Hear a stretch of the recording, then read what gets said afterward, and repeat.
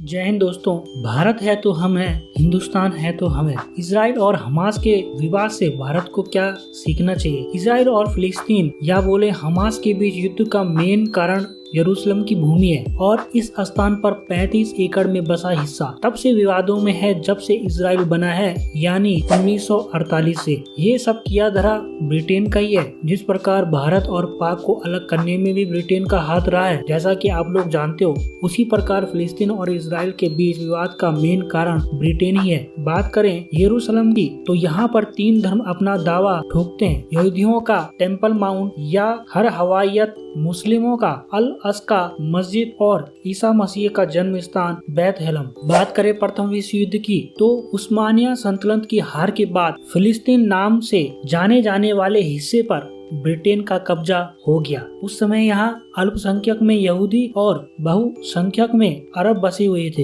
1947 में यूएन की रेख देख में विश्व के दिग्गज राष्ट्रों ने फिलिस्तीन में यहूदियों के लिए अलग राष्ट्र बसाने की तैयारी चलने लगी और इसको नाम दिया गया पार्टीशन रेजोल्यूशन। इसके तहत द बैलफोर डिक्लेरेशन लाया गया, जिसमें फिलिस्तीन को 48% हिस्सा, इजराइल को 44% हिस्सा दिया जाना था और यरूशलेम की 8% भूमि इंटरनेशनल कंट्रोल यानी यूएन की रेख में रखा गया। ये फैसला यहूदियों को तो मंजूर था, पर अरब और मुस्लिम लोगों को ये कतई मंजूर नहीं था। इसके बावजूद 1948 में यहूदियों ने एक अलग राष्ट्र इजराइल की घोषणा कर दी। इससे फिलिस्तीन और इजराइल के बीच झड़पें होने लगी। 1949 में युद्ध विराम कराया गया, जिसमें जॉर्डन के कब्जे वाली जगह को वेस्ट बैंक और मिस्र वाले कब्जे को गजा या गाजा पट्टी नाम दिया गया। यरूशलेम के पश्चिम में इजरायली सुरक्षा बलों और पूर्व में जॉर्डन सुरक्षा बलों में बांट दिया गया। इस पर कोई पुख्ता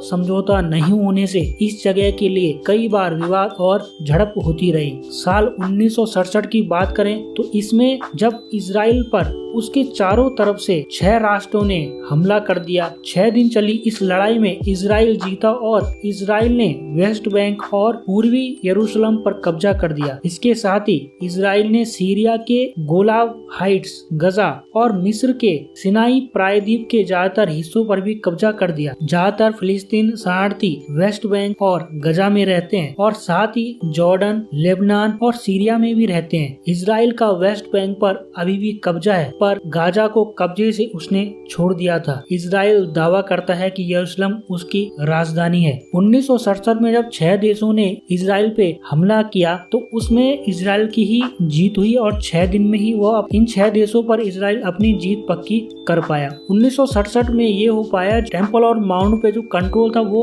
वक्फ बोर्ड का होता था और उसके अंदर कोई गैर मुस्लिम को आने की वहाँ पे इजाजत नहीं थी। पर 1967 के बाद इसमें ये हुआ कि यहूदी जो लोग हैं वो टेम्पल और माउंट में जा सकते हैं, पर वहाँ पर वो पूजा नहीं कर सकते हैं। यानी वो पर्यटक की तरह वहाँ पे जा सकते हैं पर पूजा नहीं कर सकते वहाँ पे। जबकि इजरायली जो यहूदी हैं वो चाहते थे कि टेम्पल ऑफ माउंट में उनको पूजा करने का अधिकार दिया जाए। कई बार तो ये कंडीशन आती थी वहाँ पे कि जो वेस्ट बैंक की जो दीवार है वहाँ पर इजराइली लोग, यहूदी लोग बाहर से पूजा करते थे, अंदर जो टेम्पल माउंट है उसके अंदर से पथराव भी होता था। फिलिस्तीन और इजराइल के बीच का एक और कारण है शेख जर्राह, जो कि इजराइल में एक मुस्लिम बस्ती थी, पर 2021 में इजराइल सुप्रीम कोर्ट ने इसे यहूदियों की जमीन कहकर उसे मुस्लिम समुदाय से खाली कराने की बात कही। इससे फिलिस्तीन और इजराइल के विवाद में आग में घी डालने का काम किया। बात करें हमास की, इसे इस्लामिक रेजिस्टेंस मूवमेंट भी कहा जाता है। यह एक कट्टरपंथी इस्लामी संगठन है जो कि 1987 में शेख अहमद यासीन ने इसकी स्थापना की थी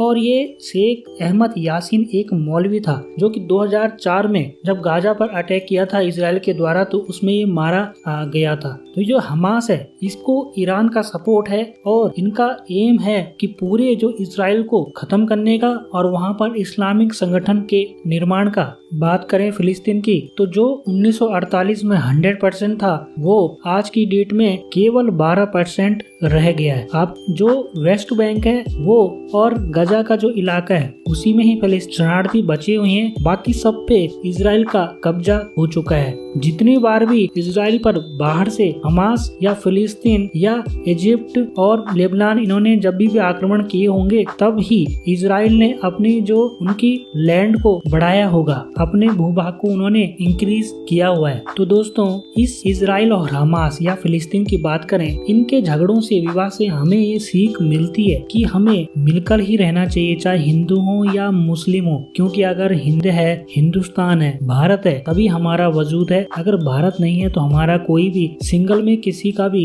वजूद नहीं है। हमारी इंटेलिजेंस को इससे भी सीखना चाहिए, जैसे हमास ने इजराइल पर अचानक से हमला किया और जो इजराइल की खुफिया एजेंसी थी उसको बिल्कुल भी इस यहाँ पर पता नहीं चल पाया और कम से कम 5000 रॉकेट इजराइल पर दागे गए हमास के द्वारा, जो कि गाजा पट्टी से दागे गए। तो हमारी खुफिया एजेंसी को इससे सीख लेनी चाहिए और भी बेहतर काम करना चाहिए, क्योंकि हमारे भी आस पड़ोस जो कंट्री है उनकी नजर भी हमारे जमीन पर है, हमारी लैंड पे। तो दोस्तों, आपको हमास या फिलिस्तीन और इजराइल के विवाद का जो रीजन है उसके बारे में पता चला होगा। कमेंट सेक्शन में जरूर लिखें कि आपको क्या ये चीजें पहले पता थी। चैनल पर पहली बार हैं तो चैनल को सब्सक्राइब जरूर करें। Thank you. जय हिंद, जय